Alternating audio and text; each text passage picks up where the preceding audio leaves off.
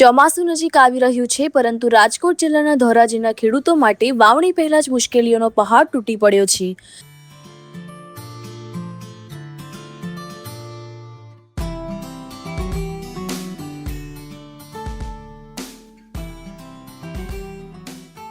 બિયારણની અછત, ડીઝલની તંગી અને ખાતરના આસમાને પહોંચેલા ભાવોએ જગતના તાતને ભારે ચિંતામાં મૂકી દીધા છે. ડીઝલ માટે ખેડૂતોને કલાકો સુધી લાંબી લાઈનોમાં ઊભા રહેવું પડી રહ્યું છે, છતાં પૂરતો જથ્થો મળતો નથી. પરિણામે લાખો રૂપિયાના ટ્રેક્ટરો ખેતરમાં નિષ્ક્રિય પડ્યા છે અને ખેડૂતોને આકરા તાપમાં ફરી એકવાર બળદગાડા અને હળનો સહારો લઈને ખેતી કરવાની ફરજ પડી રહી છે. બીજી તરફ ખાતર અને બિયારણના ભાવમાં થયેલા ધરખમ વધારાએ ખેડૂતોની કમર તોડી નાખી છે.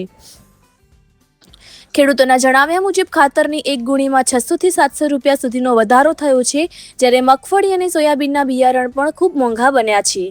પોતાના પરસેવાથી સમગ્ર દેશને અનાજ પૂરું પાડતો ખેડૂત આજે પોતાની જ ખેતી બચાવવા માટે સંઘર્ષ કરી રહ્યો છે.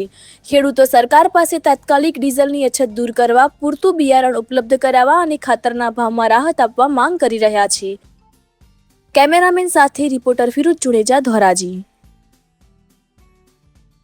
મારું નામ ભૂપતભાઈ. વાવણીમાં અત્યારે પૂરેપૂરો સમય છે અત્યારે, ને રાહ જોઈ ને ખેડૂતો અત્યારે રાહ જોઈ રહ્યા હોય, વરસાદની રોઈ રહ્યા હોય, છતાંય પાણી હોય એટલે ઉપયોગ કરતા હોય કે આપણે વહેલા વાવણી કરી નાખીએ. તો ખેડૂત પાસે ડીઝલ પણ નથી, ખેડૂત પાસે ખાતર પણ નથી, એને લાઈનમાં ઊભું રહેવાનું, ડીઝલમાં પણ લાઈનમાં ઊભું રહેવાનું. કોઈ જગ્યાએ સહાય મળતી નથી. પાકથી મળે તેટલી મહેનત કરી પાકશે તેવા ખેડૂતને લાઈનમાં ઊભા રાખશે ટ્રેક્ટર, અને એના ભાવ શું કહ્યું છે? એ અત્યારે 8 રૂપિયા 8,000 વીઘે ખર્ચો થાય છે. તો એને વિચારવું જોઈએ. સરકાર માન્ય અમને લાભ આપો ને ટ્રેક્ટર લેવાનું બંધ કરો અને ડીઝલ ક્યારબાદ આપવાનું કરો તો અમારું કામ ચાલુ રહે. નકર અમારું કામ બંધ થઈ જાય, ટ્રેક્ટર ના લેવી જાય. અહીંયા રાશન ઊભા હોય, ભાગીદારો ખેડૂતો મહેનત કરતા હોય, અને તમારે હિસાબે અને તમે આવું કરો કે આ ટ્રેક્ટર લાઈનમાં નથી લઈ આવવાના, ત્યારબાદ ડીઝલ લઈ જાઓ, આ વાહન ના લઈ આવવાનું કરે સરકાર માન્ય. આ ટ્રેક્ટર ના લઈ જઈએ એટલે અમારા ખેતરમાં અમે શું કરીએ? ખેતરમાં એનું કારણ કે ડીઝલ વગરનું પડ્યું હોય અને વાહન લઈને લઈ જવાનું. નકર તમે મોટરસાઇકલ ડીઝલ પેરબામાં લઈ આવી. સમજાઈ ગયું?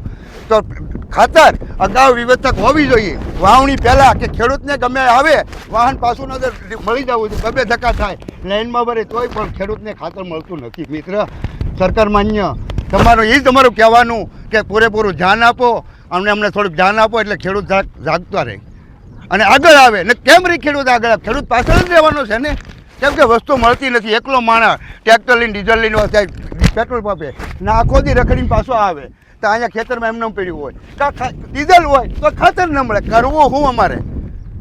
બિયારણ તો લઈ લીધું હોય મોંઘા ભાવનું, પણ પછી અમારે કરવું શું? વાહ, ડીઝલ ન હોય, પેટ્રોલ ન હોય, ખાતર ન હોય, કરવાનું શું અમારે?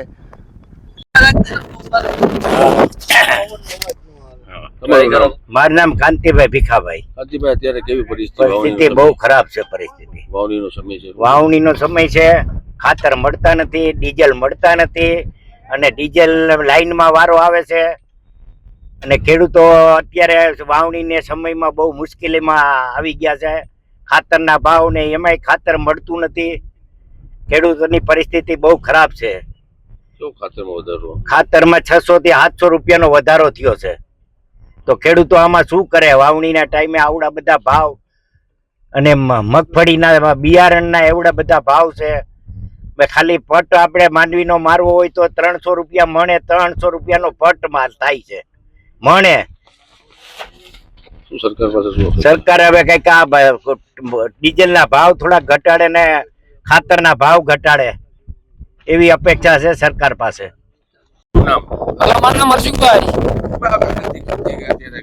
બરથી ખેતી કરી પણ ડીઝલ નથી દેતા તો શું કરીએ અમે? હવે ખેતી બરથી કરવી પડે. આમ ધીમે ધીમે રડ્યા રાખી દે. હા, ગરમી ના મથી ને અમારે ખેતી તો તૈયાર કરવી કે ના કરવી? ખાતરમાં કેવી તકલીફ છે? ખાતર ના 2000 રૂપિયા ભાવ. શું કરીએ હવે? કઈ રીતે ખેતી પોસાય? ખાતર આમાં અમને ખેતી પોહાતી નથી. અમારા રોટલા તો કાઢવા કે નહીં, આમ ભૂખ્યા મરી તો શું થાય? ચોમાસાની તૈયારી કરી ધીરે ધીરે. હવે આમાં બીજું તો શું કરીએ અમે? અમારી પાસે બીજું આધાર નથી કોઈ. ડીઝલ ની તો વાત તમે તો આજ મારા ટ્રેક્ટર પડ્યું ઘીરે 5 લાખ નું સાધન પડ્યું તો આપણે ત્યાં ગોતીને વાર ખેતી તૈયાર કરી ડીઝલ કોઈ દેતા નથી. શું કરીએ અમે? તૈયારી ચોમાસાની આ ચોમાસાની તૈયારી કરી શું કરીએ અમે? સોયાબીન. કેવી ખેતી મોંઘી થશે? ખેતી તમે વાત જ આવે છે, અમારે પહેલા લુગડા રહે છે, બીજું કઈ અમારી પાસે રહેતું નથી.